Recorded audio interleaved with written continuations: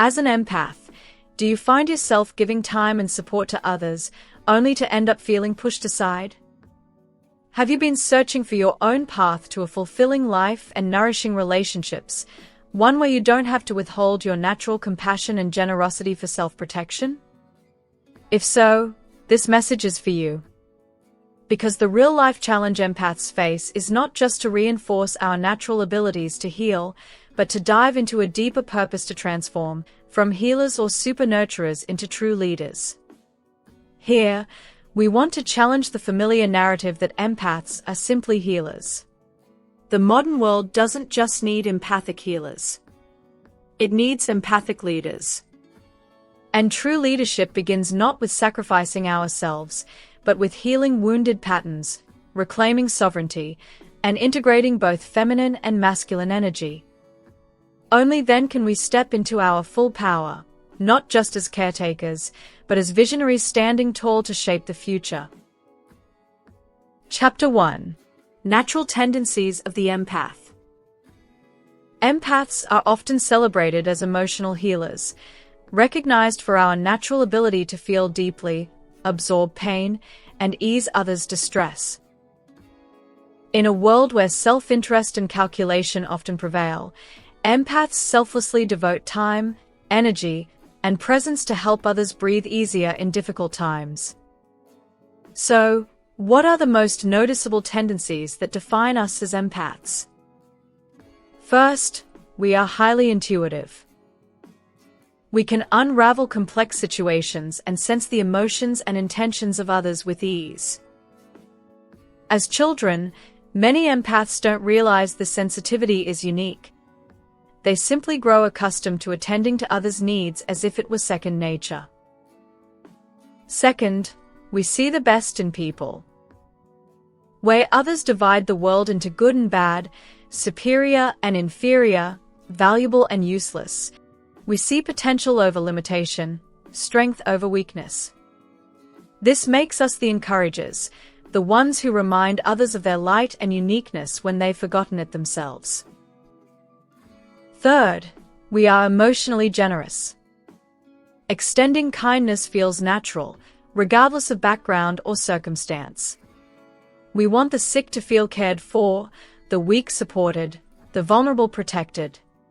Our desire to ease burdens and bring harmony is less a choice and more a way of being. These tendencies are beautiful. They are why empaths are so often recognized and trusted. However, for all its beauty, empathy has a shadow side that comes with hidden costs. Empathy is a profound virtue, but at times, it becomes a hindrance that blocks our path to a fulfilling life, a truth many empaths only discover later on. Chapter 2. The most common pitfalls that trap empaths. Here's the truth. While empathy is a gift, it can also become a trap. Behind the facade of cheerful smiles and constant kindness, many empaths are privately exhausted, burned out, and disconnected from their own desires. We learn early that our value comes from making others feel better. And so we give endlessly, even when there is little left inside for ourselves.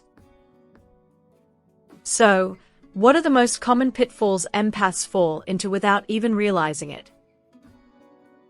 The first pitfall is mistaking self-sacrifice for love.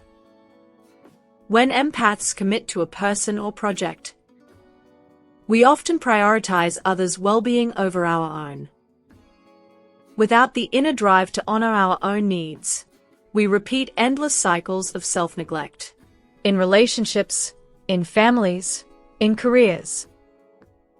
What feels like devotion in the moment becomes a pattern that drains us over time, leaving us depleted and dissatisfied. The second pitfall is leaning into codependency.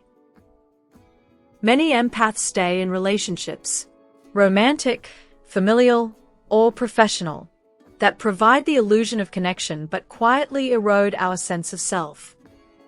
Because we haven't yet mastered healthy boundaries, we accept imbalanced dynamics where others constantly take, demand, and rely on our energy, In doing so, we live in the shadow of others instead of shining in our own light. The third pitfall is tying self-worth to external validation. Empaths often feel a sense of worthiness when we guide, fix, or uplift others. This unconscious motive can shape both our personal and professional choices. While we pour energy into everyone else, our own goals and passions are sidelined. Helping others becomes not just a calling, but at times a distraction, a way to avoid facing our own needs, dreams, or wounds. This external validation, though rewarding for a moment, comes at the cost of inner growth. These traps are more than bad habits.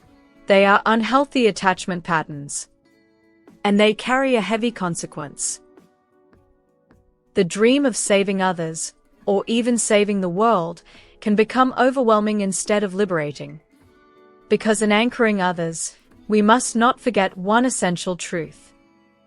We are also here to rise ourselves. Chapter 3. The Path of Healing. So, how does an empath move forward? The answer is not to abandon our innate empathy, but to transform our relationship with it. The first step is to hold sacred space for ourselves. The life path of an empath is different, sometimes painfully so. At times we feel broken, disconnected, or discarded. But we must remember, we are born to transmute energy, including our own. Healing begins when we turn the same devotion that we so freely give to others back onto ourselves. It means facing fears honestly, acknowledging unmet emotional needs, and making self-care a non-negotiable priority. It is the radical act of saying, "My inner world matters just as much as anyone else's." The second step is learning to walk away. Some relationships may serve others but quietly harm our well-being.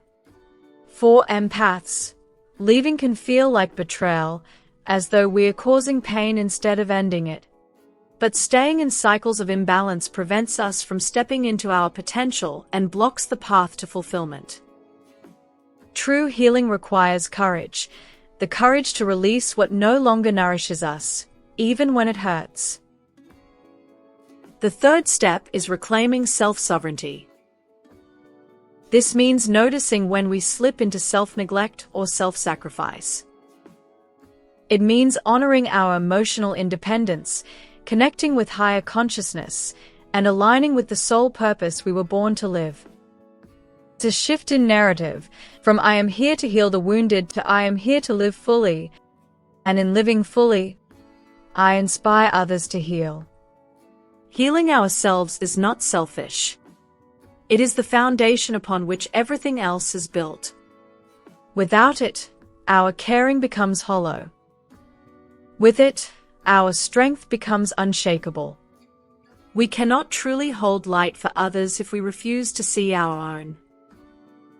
Only when empaths learn to nurture themselves can they rise into the role they are truly called to embody. Chapter 4. From Healer to Leader. The modern world needs more empathic leaders, not just empathic healers. We live in a time dominated by speed, competition, and disconnection. Technology connects us but often leaves us lonelier. Politics polarize.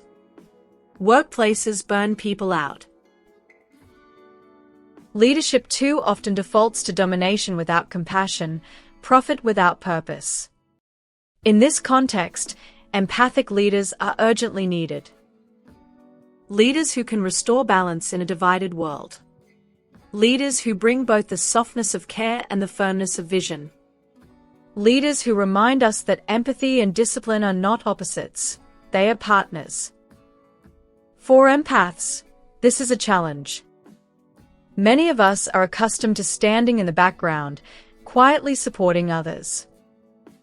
The idea of facing conflict, dismantling old systems, and embracing leadership can feel unfamiliar and even uncomfortable.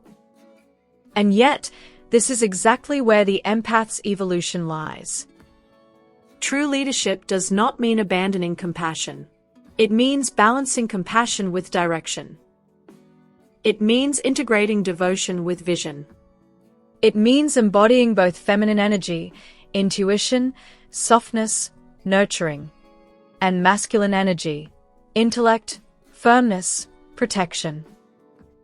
When empaths embrace this integration, we step into a transformative form of leadership. We become communicators who listen deeply but also speak with clarity. In workplaces, empathic leaders build cultures where connection is valued as much as productivity. In relationships, we allow ourselves to be supported as well as to support others. In communities, we bridge divides by holding both empathy and vision. We create cultures where people from all backgrounds feel seen and heard, and are also called to respect differences and celebrate one another. We lead not by controlling, manipulating, or demanding authority, but by embodying wholeness and balance. Closing. This is the true power of an empath's transformation, the journey from healer to leader. It is the path of integration, of balance, of wholeness. When empaths step into their true power, we stop being overshadowed by the needs and emotions of others. We stop silencing our own desires. And we begin shaping a new way of supporting this world, not only through care, but through vision. Not only by sacrificing, but by leading. So, empaths, listen closely. The world doesn't just need your healing. It needs your leadership. Be ready to rise beyond the role of healer alone. Face the transformative challenge. To heal yourself, to reclaim your sovereignty, and to embody the leader who balances compassion with direction and devotion with vision. The time is now. The world is waiting. Thank you for tuning in Voice of the Soul. If today's message has inspired you, please like, comment, share and subscribe. Until next time, stay anchored in your most powerful energy. Sending you love and light.